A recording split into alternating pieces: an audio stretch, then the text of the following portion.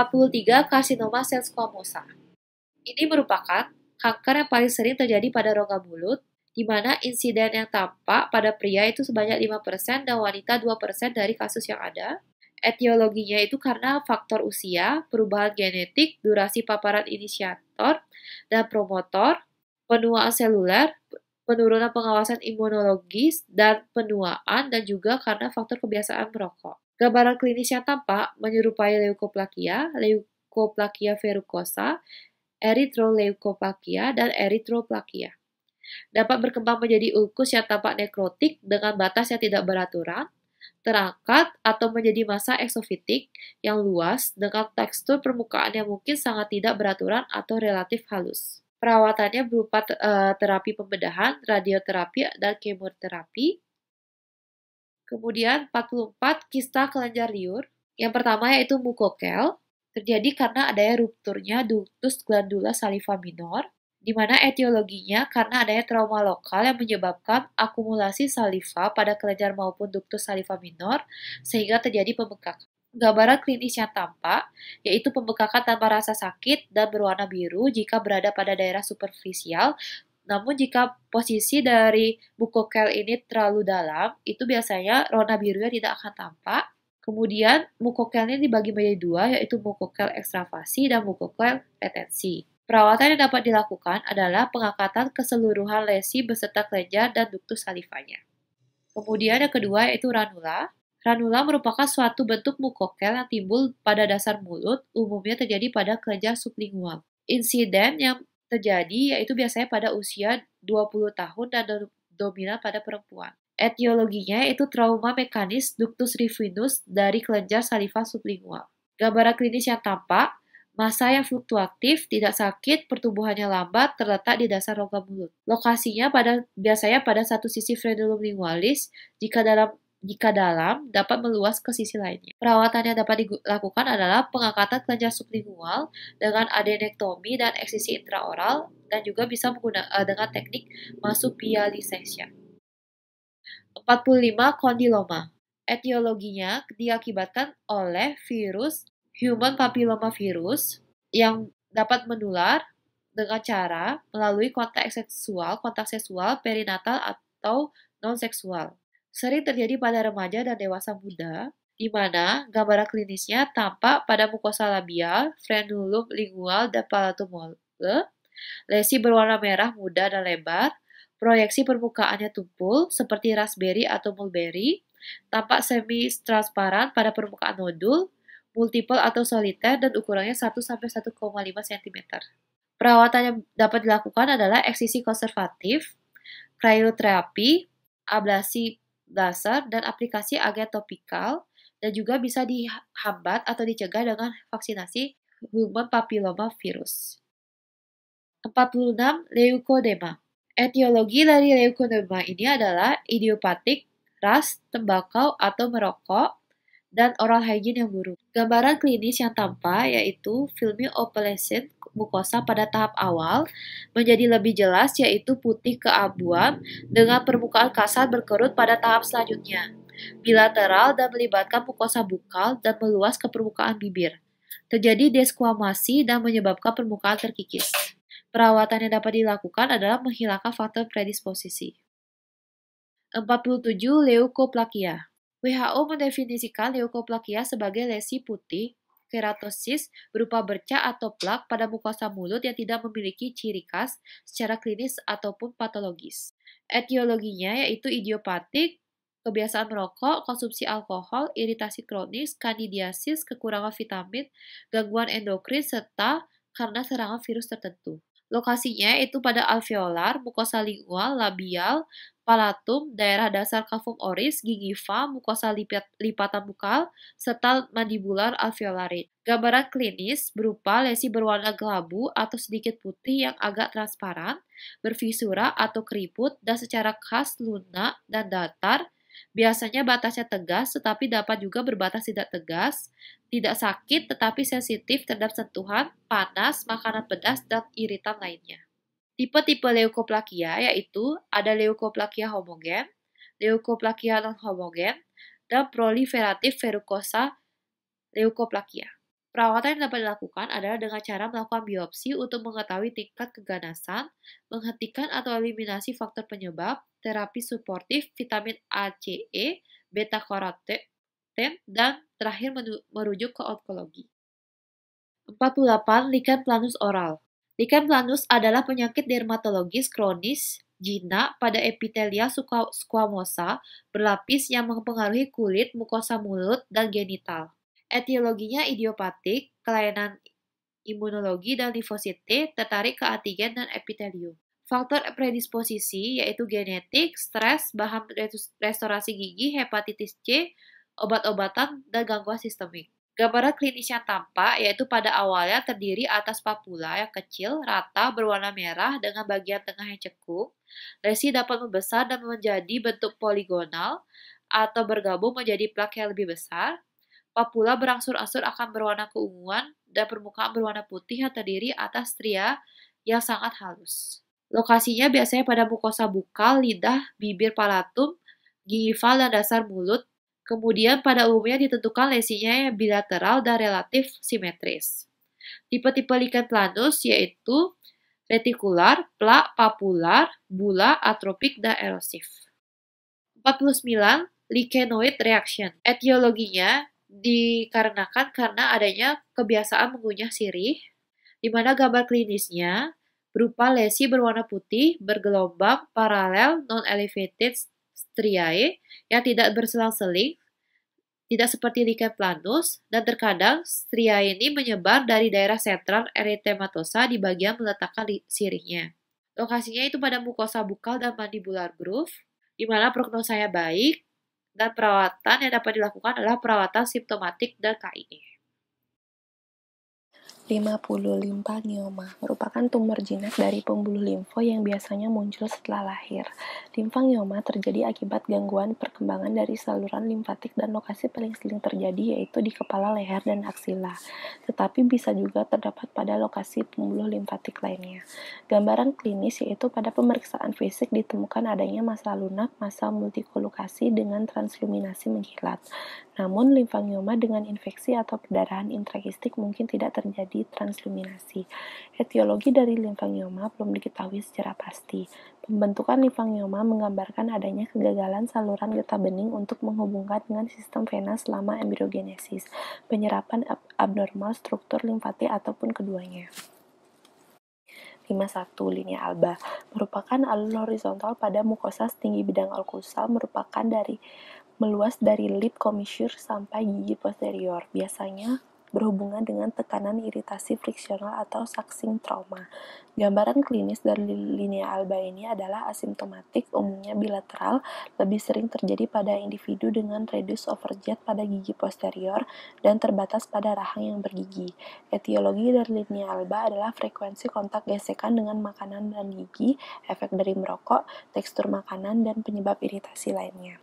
52. Linear gingival erythema merupakan salah satu lesi dalam rongga mulut yang sering terdapat pada penderita HIV atau AIDS. Gambaran klinis adanya keluhan rasa sakit di daerah erythema yang bentuknya seperti pita memanjang yang mengikuti kontur gingival kira-kira 2 hingga 3 mm dari pregingival margin sehingga gambaran khasnya terlihat seperti tanda pangkal tentara. Etiologi dari penyakit ini adalah bakteri oportunistik yang biasa terjadi pada penderita AIDS. Rencana perawatan dari linear gingival erythema ini adalah menginstruksikan pasien untuk melakukan tindakan pembersihan gigi dan mulut secara baik dan benar, melakukan scaling dan polishing di daerah yang terkena penyakit dan irigasi subgingiva dengan larutan chlorhexidine. 53. Makro atau mikroglossia merupakan kelainan kongenital yang menunjukkan lidah membesar secara abnormal yang disebabkan oleh hipertrofi otot lidah. Kondisi ini dapat menyebabkan kesulitan bicara dan menelan. Makroglossia kongenital dapat disebabkan oleh hipertrofi otot-otot idiopatik, hemipertrofi otot-otot, tumor jinak, hematoma, atau kista. Gambaran klinis dari mikroglossia ini adalah lidah berukuran lebih besar dari ukuran normal, biasanya terdapat garis atau cetakan gigi atau indentation marking pada tepi lidah. Seringkali lidah menunjukkan papilla fungiformis yang membesar, bergantung pada derajat keparahan dan potensinya untuk menimbulkan masalah dalam rongga mulut. Makroglossia dapat ditangani dengan tindakan bedah. 54. Median rhamboid glossitis merupakan suatu kondisi abnormal pada pertengahan permukaan dorsum lidah pada 2/3 anterior dan 1/3 posterior lidah. Kondisi ini juga dikenal dengan central papillary atrophy. Gambaran klinis adalah terlihat seperti tumor menonjol berwarna pink. Lesi ini terlihat sebagai area pink smooth rhamboid berbentuk diamond dan oval. Lesi ini terdapat di foramen caecum dan papilla circumflata di pertengahan dorsum lidah. Beberapa peneliti menduga Candida sebagai faktor penyebab dalam perkembangan median rhamboid glossitis ini. Rencana perawatan dari median rhamboid glossitis adalah menginstruksikan pasien untuk melakukan tindakan pembersihan gigi dan mulut secara baik dan benar. Penata laksanaan yang dapat dilakukan adalah tes diagnostik berdasarkan gambaran klinis. 55. Bursicatia buccorum merupakan lesi putih pada mukosa yang terjadi akibat iritasi kronis karena menghisap, menggigit, dan mengunyah. Lesi ini umumnya ditemukan secara bilateral pada mukosa bukal anterior di sepanjang bidang oklusi. Gambaran klinis dari Bursicatia buccorum ini adalah hiperkeratosis dengan permukaan yang kasar dan terdapat lapisan keratir dan akontosis dengan kolonisasi dari bakteri. Lesi ini biasanya disebabkan oleh traumatik akibat penggunaan piranti ortodonti. Rencana perawatan dari Bursicatia buccorum adalah menginstruksikan pasien untuk melakukan tindakan pembersihan gigi dan mulut secara baik dan benar. 56. Muara ductus tension prominens. Ductus tension prominens merupakan suatu kelenjar ludah terbesar ukuran 6x3 cm. Memiliki lobus superficialis luas dan terdapat saraf wajah di antara lobus tersebut. 57. Mukositis. Mukositis merupakan inflamasi dan ulcerasi pada membran mukosa sel. Mukosa oler terdiri dari sel-sel mukosa yang terus membelah secara cepat. Gangguan dalam pembelahan sel mukosa akibat kemoterapi akan mencetuskan mukositis. Selanjutnya, mukositis akan memberikan berbagai dampak negatif pada mukosa. Sebagai akibat dari kematian sel dalam reaksi kemo atau radioterapi, lapisan mukosal mulut menjadi tipis, mudah mengelupas, dan kemudian menjadi merah, meradang, dan membentuk ulcer. Ulcer tersebut dilapisi oleh suatu gumpalan fibrin putih yang kekuning-kuningan disebut sebagai pseudomembran. Tampak warna merah di sekelilingnya. Ulcer ini berukuran 0,5 cm sampai lebih dari 4 cm. Mukositis oral sangat menyakitkan. Tingkatan rasa nyeri biasanya berhubungan dengan banyaknya jaringan yang rusak. 58. Mamparositis epidemica merupakan penyakit akut dan menular yang disebabkan oleh virus yang menyerang kelenjar air liur di mulut, terutama kelenjar parositis di mulut yang menyebabkan pembengkakan dan nyeri. Pasien tidak dirawat di rumah sakit kecuali jika ada komplikasi yang memerlukan pengobatan khusus. Istirahatan penderita selama masih demam dan pembengkakan masih ada karena terdapat gangguan menelan dan mengunyah. Sebaiknya diberikan makanan lunak dan menghindari makanan dan minuman yang asam karena dapat meningkatkan nyeri. Daerah pipi dan leher juga bisa dikompres secara bergantian dengan panas dan dingin, atau dengan obat pereda nyeri atau ibuprofen bisa digunakan untuk meredakan nyeri jika tidak enak badan. Aspirin tidak boleh diberikan pada anak-anak karena memiliki risiko sindroma Reye. Kortikosteroid diberikan selama 2 hingga 4 hari jika terdapat pembengkakan testis. Penderita menjalani tira baring. Untuk mengurangi rasa nyeri jika pasien mengalami pembengkakan pada testis, maka testis bisa dikompres es batu. Jika terjadi mual dan muntah akibat pankreatitis, bisa diberikan cairan melalui infus. 59. Necrotizing ulcerative stomatitis merupakan termasuk kelompok lesi mulut terkait infeksi human immunodeficiency virus atau HIV yang jarang terjadi, namun diketahui memang sebagai manifestasi klinis dari HIV. Pasien dapat dirawat dengan antibiotik metronidazole secara sistemik dan kumur-kumur dengan chlorhexidine untuk mencapai tingkat kesembuhan yang tinggi. Selain itu, diperlukan tindakan debridement, pemberian anti nyeri, eliminasi faktor predisposisi yang mungkin berperan. Perawatan jangka panjang berupa kontrol tiap bulan dan menjaga kebersihan mulut. Apabila perbaikan secara klinis tidak diperoleh setelah perawatan dengan antibiotik, maka diperlukan tindakan biopsi. 60. Oral hairy leukoplakia merupakan lesi putih yang hampir selalu terjadi unilateral atau bilateral pada tepi lateral lidah, sering tampak menyerupai rambut atau bergelombang, dapat pula seperti plak. Hairy leukoplakia tampak seperti lesi putih tidak teratur, bercak seperti menonjol, dan warna putih keabuan. HIV leukopenia disebabkan oleh autoinklusi virus Epstein-Barr atau EBV melalui saliva dan ada hubungannya dengan imunosupresi yang disebabkan oleh virus HIV. Terapi yang dapat diberikan berupa HEC aktif retroviral terapi, anti jamur, gantian violet, retinoid, pedofilin, dan pembedahan. 61. Oral melanoma. Melanoma merupakan jenis kanker kulit yang paling serius. Kondisi ini muncul karena adanya gangguan sel yang memproduksi melanin atau pigmen warna kulit atau melanosit. Kebanyakan melanoma terlihat seperti tai lalat baru, namun sebagai kasusnya juga berkembang dari tai lalat yang sudah ada. Melanoma adalah kondisi yang dimulai dari tai lalat menyebar di sekitarnya, kemudian semakin dalam ke kulit, ke pembuluh darah, ke kelenjar getah bening, terakhir ke dalam hati-hati, paru-paru hingga tulang. Rencana perawatan yang dapat dilakukan adalah kemoterapi. Kemoterapi adalah jenis pengobatan yang bertujuan menghancurkan sel kanker dengan menggunakan obat. Biasanya kombinasi obat akan diberikan melalui intravena, infus, atau diminum langsung. 62. Oral submukosus fibrosis merupakan kondisi di mana terdapat jaringan fibrosis pada sorium mukosa. Penyebab oral submukosus fibrosis ini belum diketahui pasti, tetapi penelitian terbaru menunjukkan bahwa kerentaan genetik dan respon fibrostik terhadap pengunyah pinang dapat menjadi faktor pemicu terjadinya oral submukosus fibrosis. Tuberkulosis ulcer merupakan infeksi spesifik yang menyerang rongga mulut yang merupakan manifestasi dari penyakit tuberkulosis. Etiologi dari penyakit ini yaitu Mycobacterium tuberculosis, OH buruk, dan biasa disebabkan juga karena trauma. Gejala TBC seringkali terlihat tidak jelas. Kemungkinan pasien menderita demam, mudah lelah, dan tidak enak badan.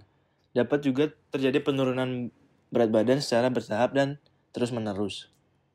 Lokasinya yaitu berada pada palatum, bibir, dan lidah. Untuk rencana perawatannya bisa dilakukan perawatan simptomatik dan kontrol TBC. Untuk terapi pada oral tuberculosis ulcer ini pada 2 bulan pertama bisa diberikan isoniazid, rifamycin, pyrazinamide, dan ethambutol. Kemudian 4 bulan selanjutnya bisa digunakan isoniazid dan rifamycin. Untuk penyakit papilla circumvallata prominens merupakan suatu keadaan hiperplasia pada lidah yang mengalami inflamasi dan bersifat akut, di mana sifat penyakit ini multifaktoral, kurang terdiagnosis, kadang disertai nyeri. Untuk etiologi penyakit ini belum diketahui, kemungkinan multifaktorial. Untuk gambaran klinisnya itu papila yang membesar dapat bervariasi dari segi bentuk dan hingga warna. Tampak eritema ataupun keputihan, dapat terlihat coklat atau hitam.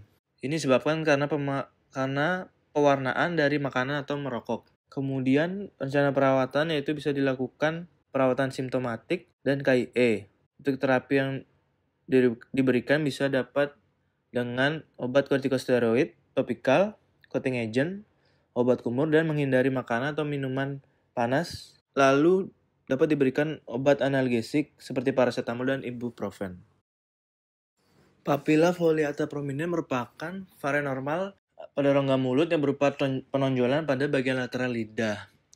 Untuk gambaran klinisnya itu berupa papula, bulat, jumlahnya bervariasi, tepinya irregular, berwarna bening, berbatas jelas, kemudian daerah sekitar normal. Untuk ukurannya yaitu 1-2 mm, ukuran normalnya yaitu 0,5 sampai 1 mm. Jika normal itu berbentuk seperti daun, ada lipatan pada di lateral. Kemudian gambaran klinis yang tidak normal itu lipatannya lebih banyak. Pada papilla foliata prominens ini prognosanya baik. Kemudian pada varian normal ini tidak diperlukan pemeriksaan penunjang dan tidak perlu dilakukan terapi. Hanya dilakukan eliminasi faktor iritan seperti grinding pada tepi gigi yang tajam dan denture. Prognosanya baik bila ada faktor predisposisi dapat diminimalkan. Kemudian papiloma. Papiloma merupakan penyakit mulut yang relatif umum yang merupakan neoplasma jinak yang tidak diketahui asalnya, yang muncul dari permukaan epitel squamosa berlapis. Jenis-jenis papiloma yaitu dari bawaan, biasanya ada sejak lahir, kemudian jenis papiloma infektif. Infeksi ini muncul dari infeksi virus. Kemudian papiloma lunak sering terlihat di kelopak mata orang lanjut usia. Lalu jenis papiloma tanduk keratin ini disebabkan oleh pembentukan keratin yang berlebihan dan sering terlihat pada orang tua. Kemudian papiloma sel basal disebut juga sebagai seborrheic atau kutil pikun. Ini terjadi biasanya pada wajah, lengan, dan kemudian etiologi dari papiloma yaitu virus papiloma. Lokasinya berada pada lidah, palatal, mukosa bukal, gingiva, bibir, dan dasar mulut.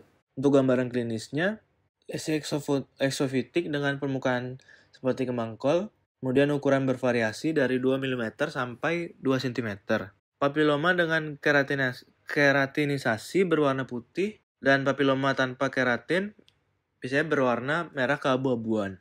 Untuk rencana perawatan pada papiloma itu dilakukan eksisi bedah, kemudian penggunaan obat yaitu aplikasi formaldehid. Pemphigus merupakan penyakit kulit kronis serius termasuk kelompok penyakit autoimun yang ditandai dengan adanya gelembung pada intradermal. Dapat dibagi menjadi dua yaitu pemphigus vulgaris dan pemphigus foliaceus. Etiologi dari pemphigus ini merupakan yang disebabkan oleh autoantibody. Untuk rencana perawatannya bisa diberikan obat kortikosteroid dan terapi imunosupresif. Pemphigoid merupakan gangguan autoimun yang ditandai dengan adanya perlawanan autoantibody terhadap protein struktural dari dermal ke epidermal junction. Secara klinis ditandai dengan adanya bagian melepuh dan erosi pada kulit atau membran mukosa yang dekat dengan permukaan kulit. Pemphigoid ini bisa dibagi menjadi dua, yaitu ada pemphigoid bullosa, merupakan penyakit kulit kronis yang jarang melibatkan membran mukosa. Kemudian ada pemphigoid cicatricial atau pemphigoid membran mukosa, merupakan penyakit autoimun yang mempengaruhi membran mukosa, termasuk mulut dan orofaring. Etiologi dari pemphigoid ini ada beberapa, yaitu disebabkan karena trauma, suhu panas, luka bakar, kemudian kelainan autoimun, radioterapi dan radiasi sinar ultraviolet, lalu ada kelainan neurologis. Untuk rencana perawatannya itu pada pemphigoid bullosa dapat diberikan obat steroid, kemudian terapi imunosupresif, lalu pada pemphigoid membran mukosa diberikan topikal steroid, kemudian pemberian obat steroid, lalu terapi imunosupresif. Untuk penyakit Addison ini merupakan insufisiensi adrenal yang terjadi akibat adanya infeksi tuberkulosis pada kelenjar adrenal. Addison disease atau penyakit Addison ini merupakan manifestasi klinis dari rendahnya produksi atau aktivitas glukokortikoid dengan atau tanpa disertai dengan defisiensi mineral kortikoid. Penyakit Addison ini disebabkan karena TBC, yaitu terjadinya gangguan autoimun. Untuk gambaran klinisnya pada penyakit ini tidak spesifik, terdiri dari titik gelap vokal atau difus. Biasanya berwarna coklat, pucat, menyebar di atas mukosa bukal atau pada gingiva, lidah, dan bibir. Untuk rencana perawatan penyakit ini yaitu lakukan terapi kortikosteroid, yaitu menggunakan kortison 25-40 mg. Pigmentasi fisiologis. Pigmentasi fisiologis bermanifestasi sebagai pigmentasi melanin multivokal atau difus yang kerap ditemukan pada individu berkulit gelap. Kondisi ini ditemukan pada beberapa kelompok ras, diantaranya pada ras Afrika, Asia, atau Mediterania. Pigmentasi fisiologis umumnya mempengaruhi gingiva di mana pigmen akan muncul secara bilateral, berbatas jelas, dan tidak menyebabkan perubahan struktur jaringan. Lokasi lain ditemukan pigmentasi diantaranya mukosa bukal, palatum, bibir, dan lidah. Warna pigmen yang muncul bervariasi dari coklat terang hingga kehitaman. Kondisi ini juga bersifat asimptomatik. Untuk etiologi dari pigmentasi fisiologis belum dapat dipastikan. Rencana perawatan dilakukan, yaitu pasien dengan pigmentasi fisiologis tidak diindikasikan untuk dilakukan perawatan. Namun jika gingivektomi, dapat dilakukan terapi laser atau Krioterapi dilakukan untuk memperbaiki estetik. Kemudian pemeriksaan penunjang itu bisa dilakukan biopsi karena pigmentasi muncul saat dewasa atau gejala berhubungan dengan kelainan sistemik. Pigmentasi patologis dari pigmentasi logam, gambaran klinisnya itu Burtonian line, garis berwarna biru atau hitam mengikuti margin gingival. Kemudian etiologi dari pigmentasi logam itu konsumsi air minum atau makanan terkontaminasi pada area kerja. Kemudian Burtonian line sebagai hasil dari reaksi kimia antara ion sulfur yang dilepaskan oleh flora oral regional. Kemudian bisa disebabkan oleh mucocutaneous argyria terbentuk dari akumulasi logam perak dan sulfit di lamina propria dan submukosa.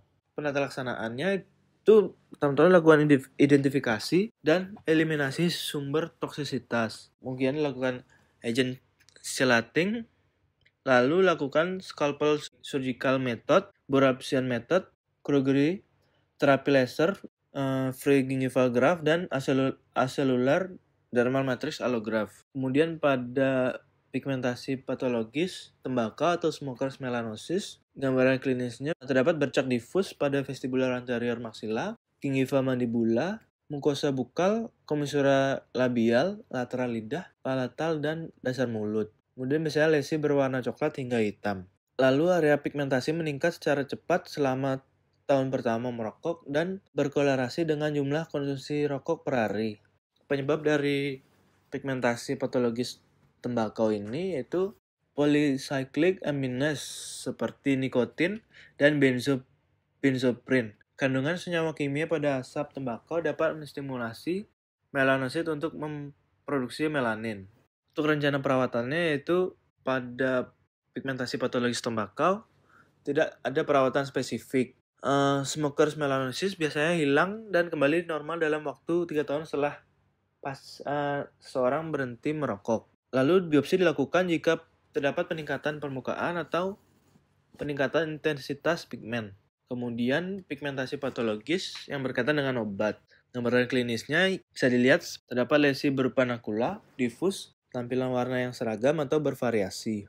Ditemukan biasanya pada gingival, lidah, dan palatum durum. Etiologinya bisa disebabkan karena obat hormon, kontrasepsi oral, agen kemoterapi, tranquilizer, anti-malaria, agen antimikrobial, antifungal, dan antiretroviral. Rencana perawatan pada pigmentasi patologis ini yaitu tidak ada intervensi lebih lanjut.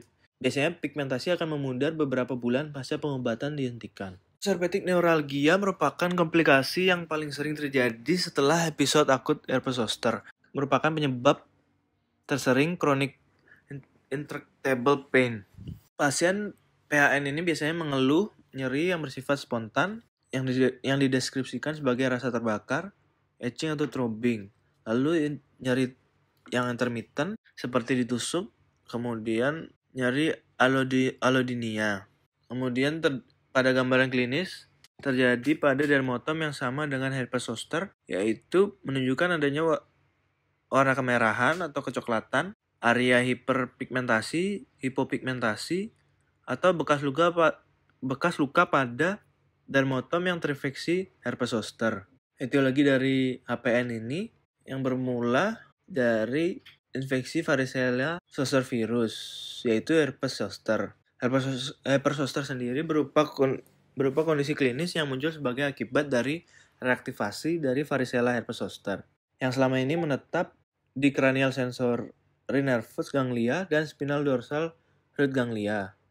Virus tersebut memasuki masa dorman pasca menyebabkan infeksi primer yaitu varicella atau cacar air. Untuk rencana perawatan yaitu lakukan pertimbangan interaksi obat. Kemudian informasi yang jelas terkait perawatan dan obat yang dikonsumsi. Sebagai praktisi memonitor respon pasien terhadap pengobatan. Kemudian efek sampingnya juga yang timbul dan kepuasan pasien terhadap pengobatan yang diberikan. Lalu kemudian evaluasi tingkat rasa nyeri, lokasi, kualitas nyeri, dan kemampuan pasien dalam menjalankan aktivitas sehari-hari di setiap kunjungan. Kemudian terapi dari PHN ini pada lini pertama yaitu ada tricyclic antidepresan. Terapi PAN ini untuk mencegah terjadinya infeksi herpes zoster ya.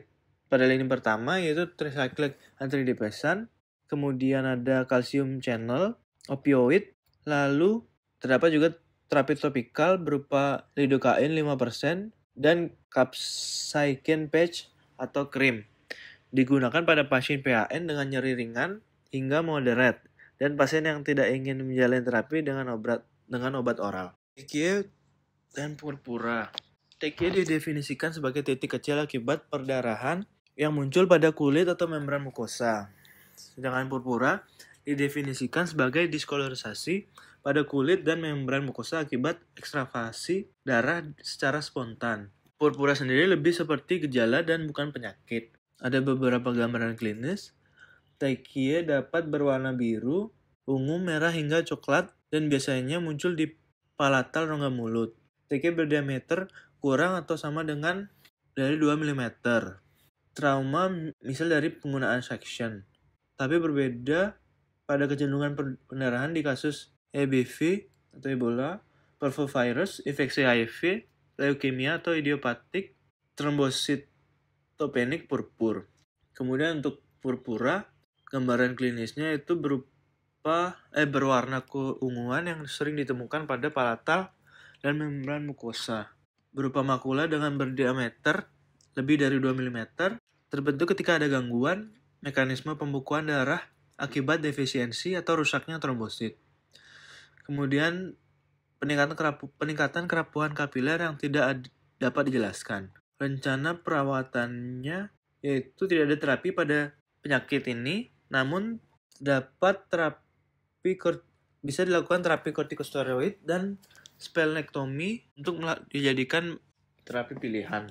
Untuk prognosanya itu cukup baik, remisi dan eksaserbasi sering terjadi.